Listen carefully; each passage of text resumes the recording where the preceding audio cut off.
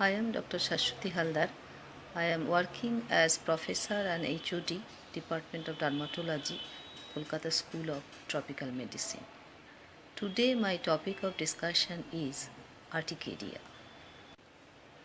This is in short about urticaria.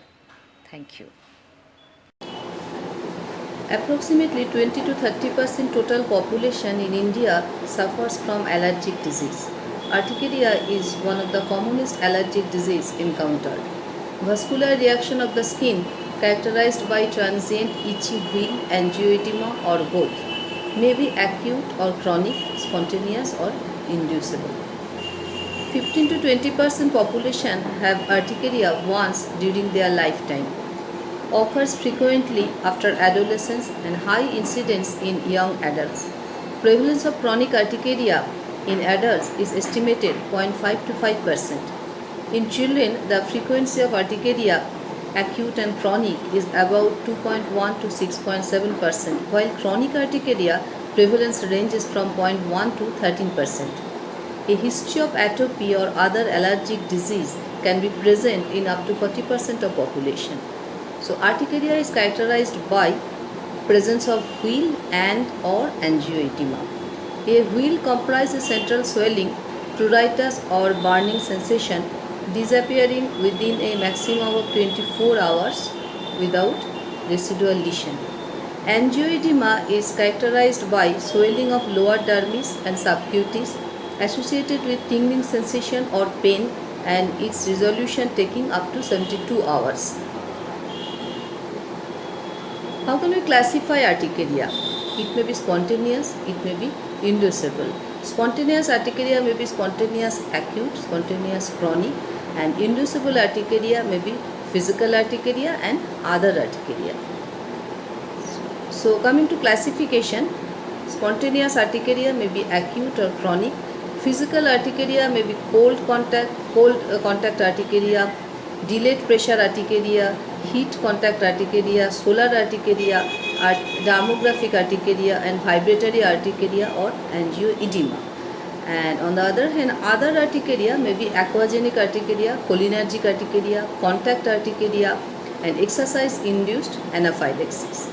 So chronic urticaria is associated with diverse clinical presentation and etiology, distressing and disabling for many patients. Disease process is autoimmune or idiopathic in nature. In spite of extensive laboratory investigation, 50% case of chronic urticaria remains idiopathic. Coming to etiology, many pathogens have been associated with chronic urticaria like virus like Epstein-Barr virus, bacteria like streptococcal, staphylococcal infection, H. pylori infection and parasite infection has been reported as a causative factors.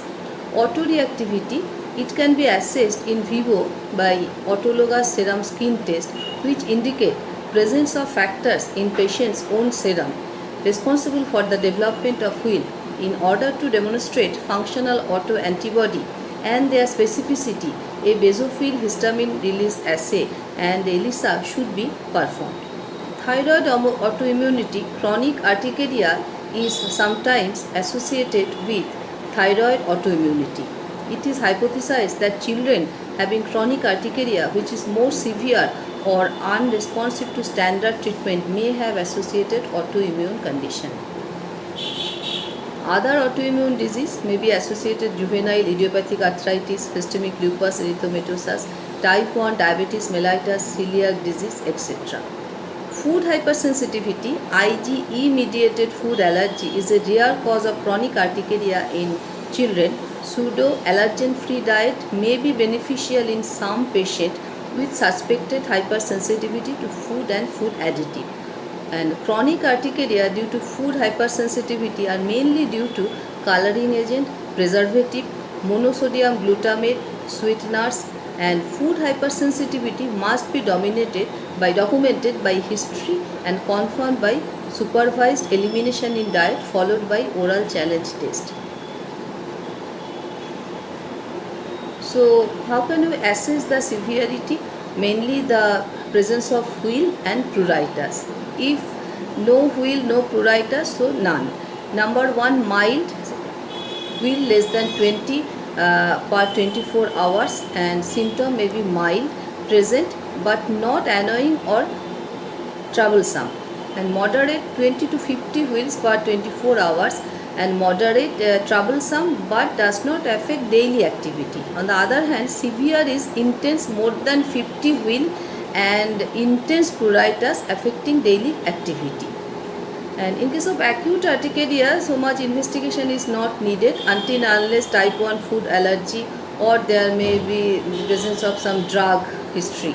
And chronic urticaria investigation, mainly we have to do ESR, C-reactive protein, complete blood count, thyroid function test, and sometimes we have to do oral food